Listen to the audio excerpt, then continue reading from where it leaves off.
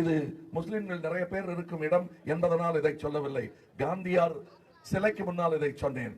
சுதந்திர இந்தியாவின் முதல் தீவிரவாதி ஒரு இந்து, அவர் பெயர் நாதுராம் கோட்சே. அங்கு துவங்குகிறது அது. நான் காந்தியின் மானசீக கொள்ளு பேரன்.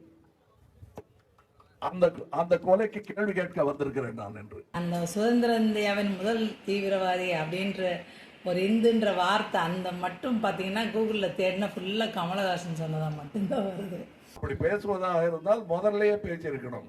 இங்கே இருக்கும் இஸ்லாமிய பெருமக்களுக்கு தெரியும், பப்ரி மஸ்ஜித் இடியப்பட்ட போது தமிழ்நாட்டிலிருந்து தைரியமாக வெளிவந்த குரல் எது என்று அவர்களுக்கு நினைவு இருக்கும்.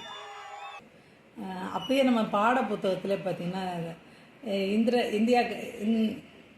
இந்திய தேசிய காங்கிரஸில் வந்து தீவிரவாதம் மிதவாதம் 2 பிரிவு இருக்குது.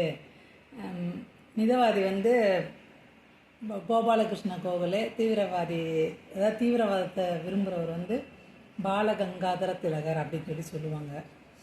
அதான் தேடி பிடிச்ச மகாதேவ் கோவிந்த் ரணதேவ் அப்படின்றவர் தான் இந்திய தேசிய காங்கிரஸ் தலைவராக இருக்கார். அவருக்குள்ள தான் 1889 கோபாலகிருஷ்ண கோகலே இணைகிறாரு.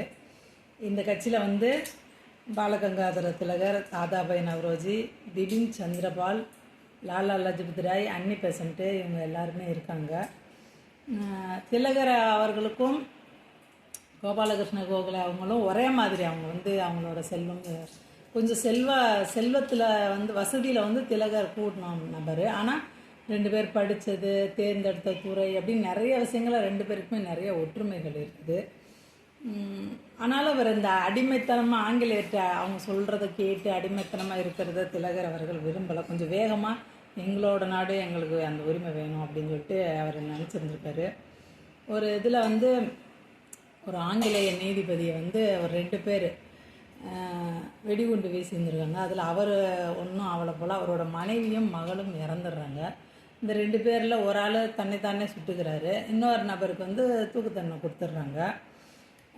இவங்க அந்த செயலை செஞ்சப்போ வந்து வெடிகுண்டு வீசின செயல் செஞ்சப்போ வந்து திலகர் வந்து ஆதரவாக பேசினாராம், பாராட்டினாராம், இப்படி தான் இருக்கணும் அப்படின்ட்டு. அதனால் திலகரையும் வந்து கைது பண்ணாங்களாம். அப்புறம் ஏஜ் ஆஃப் கன்சென்ட் அப்படின்னு ஒரு சட்டம் கொண்டு வந்தாங்களாம். என்னென்னா முன்னாடி வந்து 10 வயதில் கல்யாணம் பண்ணலான்னு இருந்திருக்கும் போகிற இந்த சிறுமி திருமணம் வந்து உலகமெல்லாம் இருந்திருக்குன்றது இது சொல்ல வருது.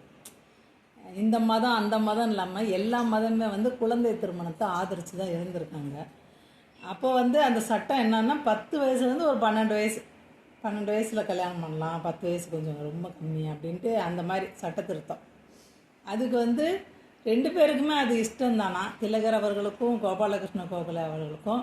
இருந்தாலும் திலகர் அவர்கள் என்ன நினச்சாருன்னா, சுதந்திரத்தை வாங்கிக்கிறோம், நம்மளாம் அந்த மாதிரி சட்டங்கள்லாம் ஏற்றுவோம், இவங்க என்ன நம்மளோட கலாச்சாரத்தில் புகுந்து சட்டம் போடுறது அப்படின்ட்டு திலகர் நினச்சாராம். ஆனால் அதெல்லாம் ரொம்ப பழைய காலத்தில் உள்ள விஷயம். சுதந்திரம்லாம் ரொம்ப லேட்டாக தான் வாங்கினாங்க அவங்க. அந்த சட்டம் வந்த காலகட்டத்துக்கும் சுதந்திரம் வாங்கின காலகட்டத்துக்கும் நிறைய வித்தியாசம் இருக்குது. 1905 இவர் கோபாலகிருஷ்ண கோகலே தலைவர் ஆகிறாரு. அவரோட ஆதிக்கம் அதிகமாகுது. அதுக்கப்புறம் 1906 காங்கிரஸ் அப்போ தான் பிரிஞ்சு 2 பிரிவாக மாறுது. தீவிரவாதம் மிதவாதம் அப்படின்னு சொல்லிட்டு 2 பிரிவாக மாறுது.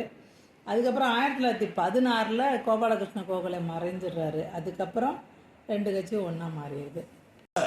என்னுடைய தோல்வியாக நான் கருதுவது எது என்பதை சொல்லுகிறேன். அதுதான் நமது தோல்வியும். 90,000 பேர் ஓட்டு போடலங்க. 90,000 பேர் அந்த இடத்துல ஓட்டு போடல.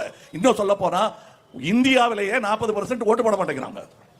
அவங்க எல்லாம் ஓட்டு போட்டாங்கன்னா எல்லாம் சரியாயிடும். நீங்க என்ன கேள்வி கேட்கறத விட்டுட்டு அவங்க இதெல்லாம் யாராவது அடிக்கடி கேட்டா தேசபக்தி இல்லைன்னு சொல்லிடுவாங்க.